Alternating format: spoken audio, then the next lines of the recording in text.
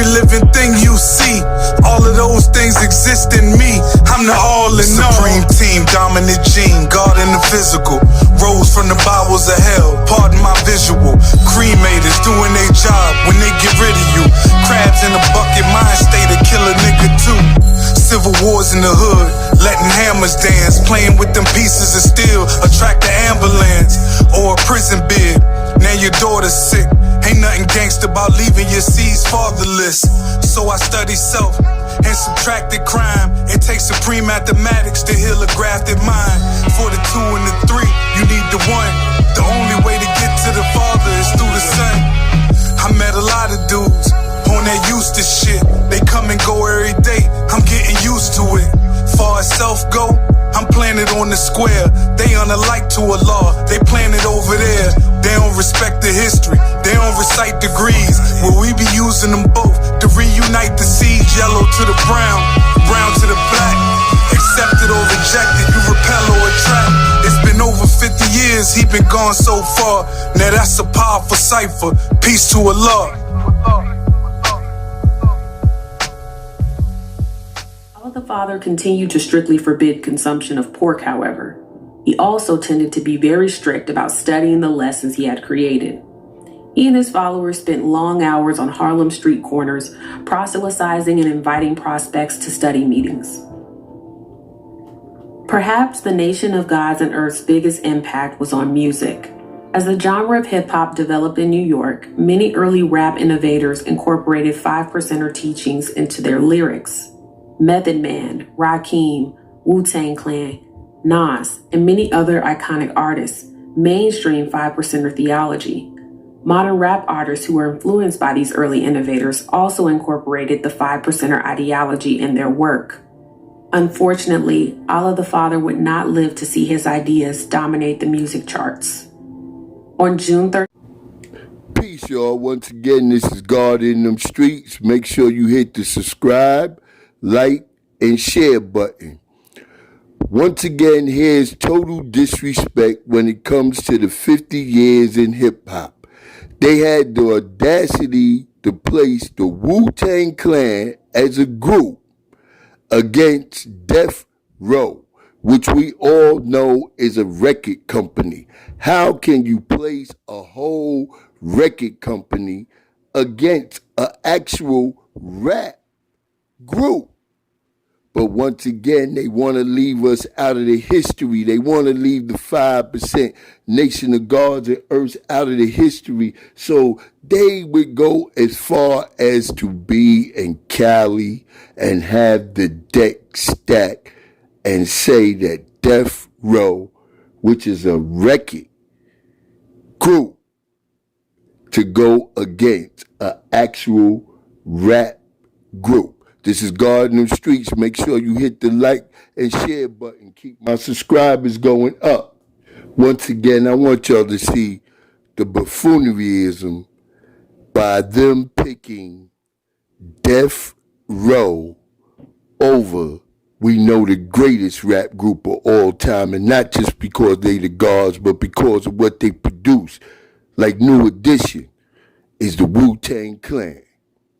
Time for an intense moment on the red carpet. The debates have been on, and right now we're going to reveal the winner for best rap crew of all time. Will it be Wu-Tang or will it be Death Row? But before we get to that, representing for the East Coast and Wu-Tang Clan, one of my favorite podcasts, My Expert Opinion, and of course, another one of my favorite podcasts, Back on Fig, representing for Death Row and the West Coast. So we have Math Hoffa right here, right now.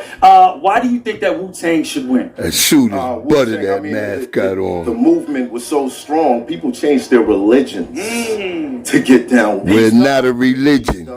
You heard Terrence tell them, peace, God. Us being on the East Coast, we felt the effects of that. Absolutely. So we're Wu-Tang all the way. Okay, all right. T, what do you think, man? Why is Death Row?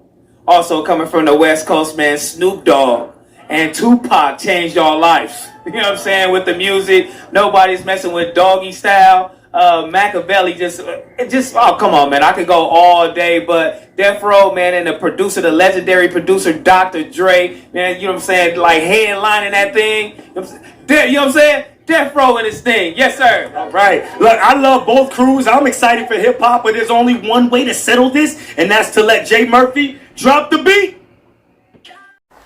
Peace, y'all. This is God in them streets. Once again, I'm with my illustrious brother, the great mind, born king of law, and we would like to bring knowledge to a situation pertaining to the 50th anniversary in hip hop and how they are addressing all of the G's except for the gods. So without further ado, I'm going to bring my brother Born King on. Peace. Peace, people. Yeah, power to the people, man. The people are the power.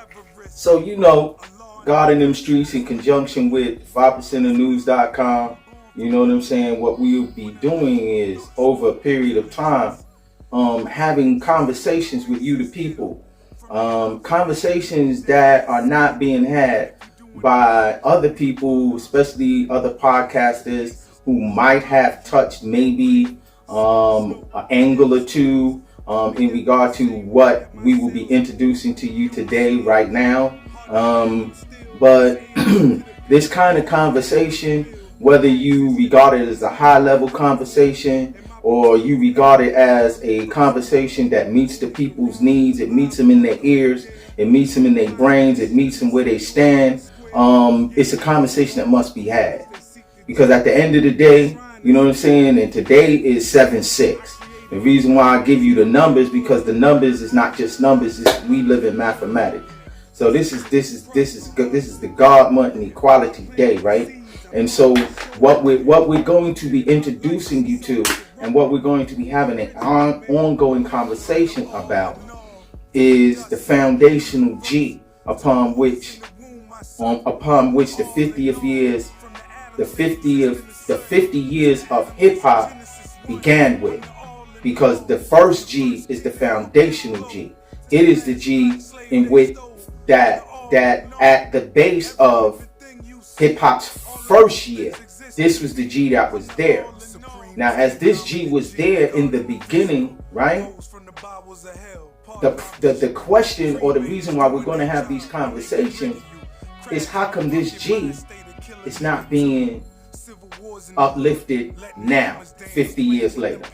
Here we are in the 50th anniversary of hip hop, and we talk about every G except for the foundational G, which is the God. Now y'all can act, and it doesn't matter what coast you from, right? Y'all can act like y'all don't understand what I'm saying to you. But we had a conversation online with you guys, and we spoke about Chuck D and how Chuck D, when he did his analysis of the 50 years of hip hop, that he mentioned gangsters, he mentioned gangs, he mentioned gospel, he mentioned gays, but he didn't mention the gods. And what I've been seeing even on BET, and I'm seeing all of these celebrations where everybody talking about, yeah, hip hop has come this far, right? Where's the foundational G at? Because you already know, even if you talk to people like Fat Joe, who grew up in P-Lawn, who grew up in the Bronx, listen to his early releases. He always used to turn gods. You know what I'm saying? Like, we are really the foundational G. Before the gangsters, it was the gods. And I can prove it to you, right? And so this is what this ongoing conversation is about, because we want you to get involved in the conversation. We don't want it to just be a two-sided conversation between you and me and my brother Shabu Biallah. No, we want you involved in the conversation, because it doesn't matter if you old school, mid-school, or new school, right? You still got to pay attention to the foundation that built the house of hip-hop. You got to pay attention to the foundational black culture that ruled the urban communities before hip-hop was even birthed. We are that foundational youth movement, the gods. You see the integration of our language in the basic foundation of hip-hop. Before KRS-One, before Africa Bambaataa, before all of the people who you acknowledge as the founders of the culture of hip hop, you have to acknowledge the founder of the culture of the gods. And that's the problem. New York, I'm ashamed of y'all. Y'all praise your gangsters, but you want to leave out the gods. Because in New York, we all know it's the city of the gods. And everybody knows this. Like, even the gangsters understood who the gods were.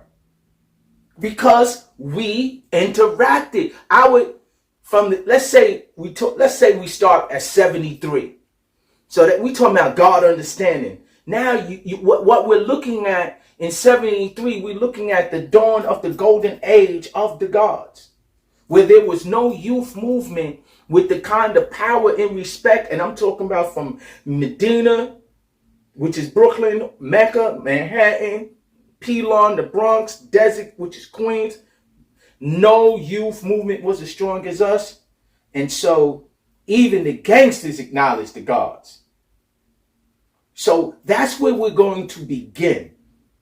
We're going to begin at the foundation, at the starting point, at where the cipher came in, where standing on your square came in.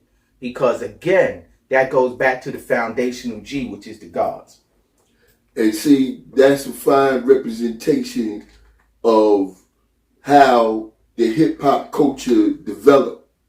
Because like he said, in the mid 70s, I know at least 1973 is when I was first introduced to the knowledge of Allah's 5% Nation of Gods and Earths. And my cousin and them that went from being jolly stompers and ex-cons to getting the knowledge of self.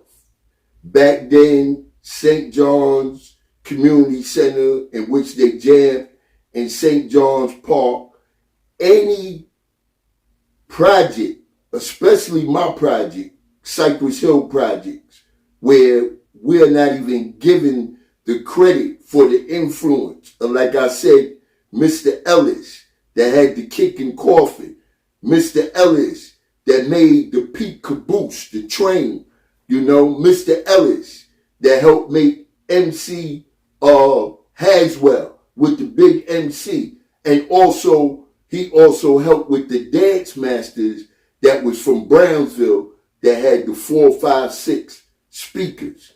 So all those projects, anywhere that you went, like he said, Brooklyn, Queens, the Bronx, Staten Island, all those places, in those parks, where they was playing music and first developing what we call hip hop, there was ciphers with the gods